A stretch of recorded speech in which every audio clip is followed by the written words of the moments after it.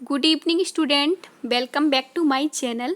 आज आप लोगों को ब्लड से रिलेटेड इम्पोर्टेंट एमसीक्यू क्वेश्चन कराएंगे जो सभी परीक्षाओं के लिए इम्पोर्टेंट हैं।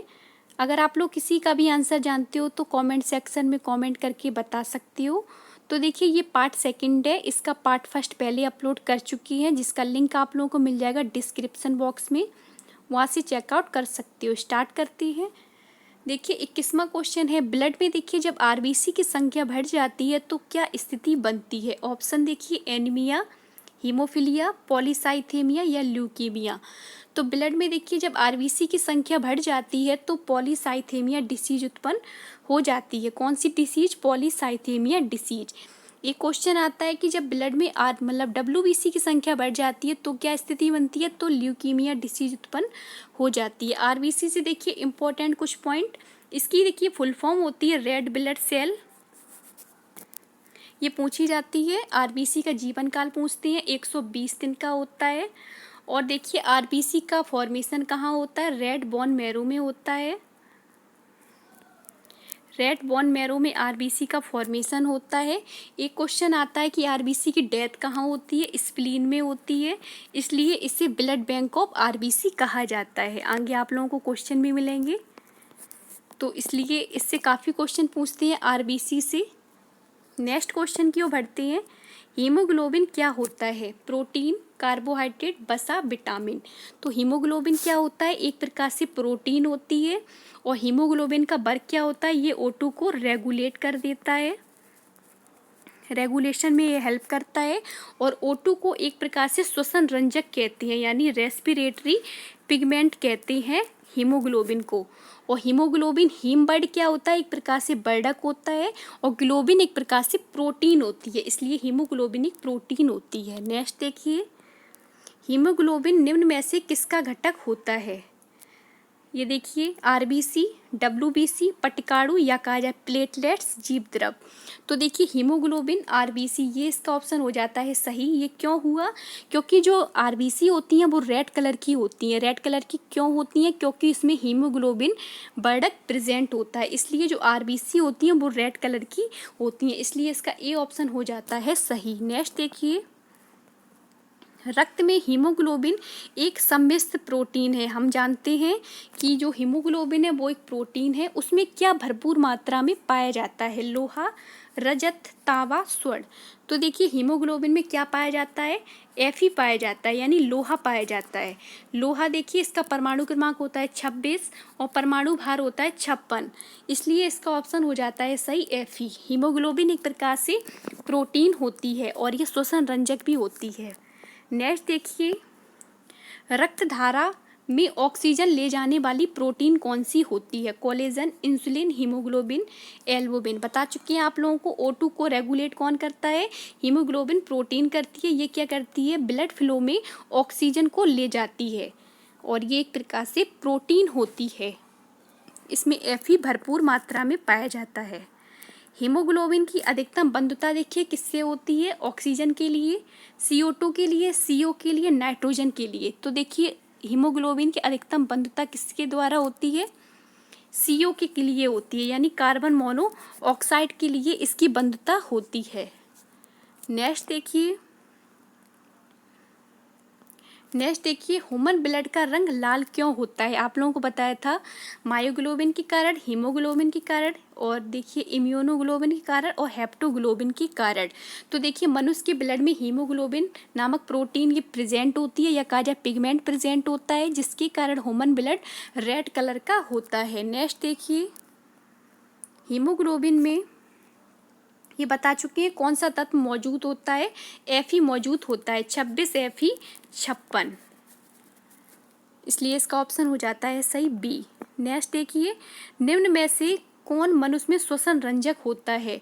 हीमोग्लोबिन बता चुकी है। हीमोग्लोबिन एक प्रकार से मतलब श्वसन रंजक की तरह वर्क करता है। रेस्पिरेटरी पिगमेंट इसको कहते हैं और ये O2 को रेगुलेट करता है। इसमें कौन सा वर्डक प्रेजेंट होता है? हीम इसमें एक प्रकार से वर्डक है और ग्लोबिन एक प्रकार से प्रोटीन होती है और हीम में Fe प्रेजेंट होता है। आगे बढ़ते हैं।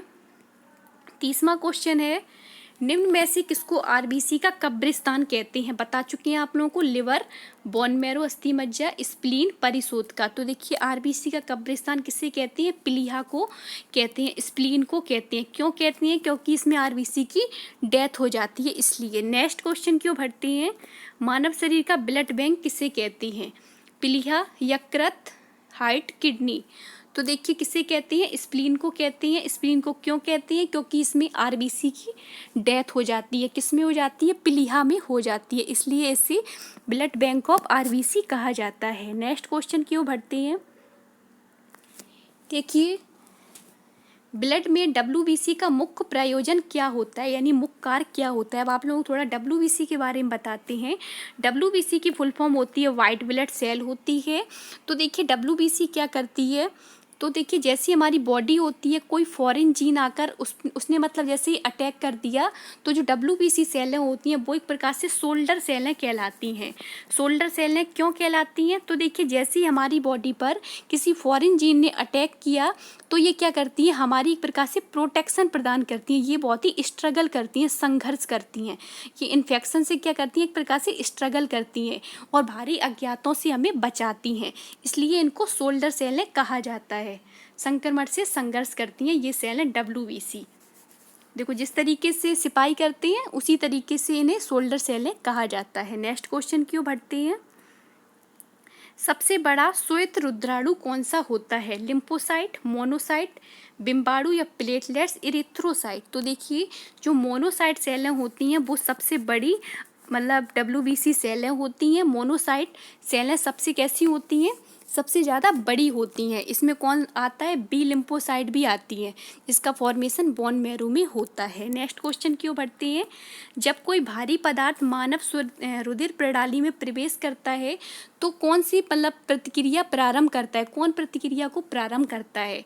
आरबीसी, डब्ल्यूबीसी, रुधिर बिम्बाणु या प्लाज्मा। आप लोगों को बता चुकी हैं जो डब्ल्यूबीसी सेलें होती हैं वो एक प्रकार से शोल्डर सेलें कहलाती हैं।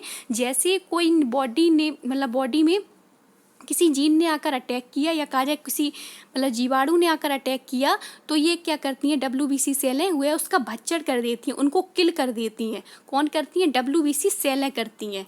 तो इसलिए इसका ऑप्शन हो जाता है सही डब्ल्यूबीसी। ये मानव रुधिर प्रणाली में प्रवेश करती हैं और अपनी प्रोसेस को स्टार्ट करती हैं। नेक्स्ट क्वेश्चन देखिए, रोग प्रतिकारकों को उत्पन्न करने वाली सेलें कौन सी होती हैं? तो देखिए कौन सी होती हैं? Red blood cell, neutrophil, lymphocyte और प्लेटलेट्स। तो देखिए इसका कौन सा ऑप्शन हो जाएगा सही? लिम्फोसाइट सेलें। लिम्फोसाइट सेलें मतलब दो प्रकार की होती हैं, एक तो होती है टी लिम्फोसाइट, एक होती है बी लिम्फोसाइट। तो देखिए टी लिम्फोसाइट का फॉर्मेशन कहाँ पर होता है? थाइमस में होता है। और बी लिम्फोसाइट का फॉर्मेशन कहाँ पर होता है? बोन मैरो में होता है। इससे ये दो क्वेश्चन आते हैं। नेक्स्ट क्वेश्चन क्यों भरते हैं? एड्स के विषाणु किसे नष्ट करते हैं? देखिए ऑप्शन है न्यूट्रोफिल, बेसोफिल, लिम्फोसाइट और मोनोसाइट। तो देखिए आप लोगों को बताया था जो लिम्फोसाइट सेलें होती हैं, जो टी लिम्फोसाइट सेलें होती हैं और बी लिम्फोसाइट सेलें होती हैं, ये क्या करती हैं? जैसे ही किसी मतलब हमारी बॉडी में किसी बैक्टीरिया ने आकर अटैक किया तो ये क्या करती हैं? ये एक प्रकार से किल करने लगती हैं, उनको ये भगा देती हैं या कहा जाए उनको मार देती हैं, उनका भच्चड़ कर देती हैं। कौन सेल है? लिम्फोसाइट सेलें। डब्ल्यूबीसी की जो लिम्फोसाइट सेलें होती हैं वो क्या करती हैं? बैक्टीरिया का भच्चड़ कर देती हैं और एक प्रकार से प्रोटेक्शन के रूप में वर्क करती है, इसलिए इसका ऑप्शन हो जाता है सही लिम्फोसाइट। नेक्स्ट क्वेश्चन देखिए जिस पदार्थ का निवेश किसी जीवित जीव में प्रवेश कर जाने पर वह प्रतिरोधक के उत्पादन को प्रेरित करता है उसे क्या कहते हैं? Carcinogen, androgen, antigen, oestrogen. तो देखिए इसका ऑप्शन हो जाता है सही प्रतिजन। एंटीजन क्या होते हैं? हमारी बॉडी के लिए हार्मफुल होते हैं, और जो मतलब क्या होते हैं? बॉडी के लिए क्या होते हैं? हार्मफुल होते हैं। और एंटीजन क्या होते हैं? ये एक प्रकार से ग्लाइको प्रोटीन के मिलकर बने हुए होते हैं। नेक्स्ट क्वेश्चन क्यों बढ़ते हैं? रुधिर के प्लाज्मा में एंटीबॉडी निर्मित होती है।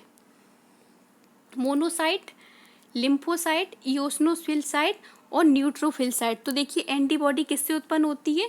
लिम्फोसाइट सेलों से उत्पन्न होती है, टी लिम्फोसाइट और बी लिम्फोसाइट। इसलिए इसका ऑप्शन हो जाता है सही बी।